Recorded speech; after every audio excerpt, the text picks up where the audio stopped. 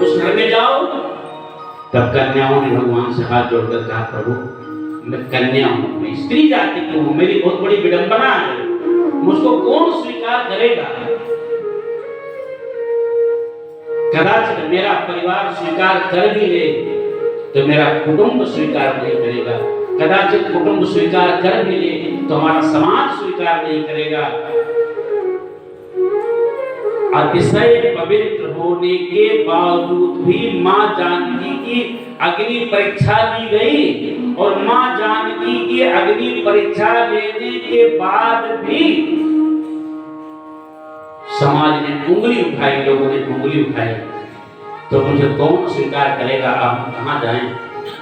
इससे अच्छा तो भौमासुर के कारागार में आपका बंद है, तभी अच्छा है। और भगवान के वीरता को देखकर, भगवान के सौंदर्य को देखकर मन ही मन इन कन्याओं ने भगवान को अपने पति रूप में वर्ण कर दिया। तो कन्याओं ने कहा हम कहां जाएं?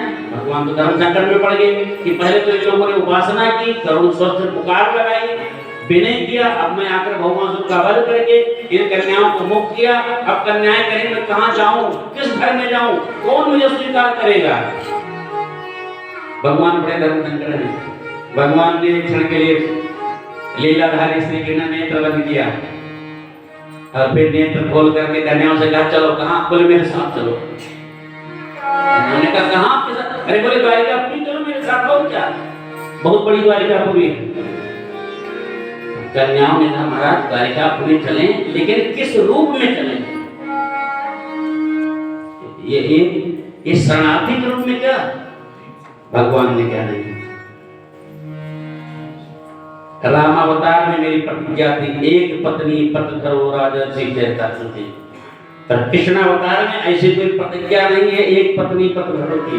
सबको मैं अपनी धर्म पत्नी घोषित करता हूँ, धर्म पत्नी स्वीकार करता हूँ, चलो सब मेरे साथ। और भगवान उन 16,100 कन्याओं को धर्म पत्नी का दायित्व धर्म पत्नी मान करके द्वारिकापुरी में लेकर के आए। अब तो देवी की मैया और सब लोग बहुत आनंदित हैं।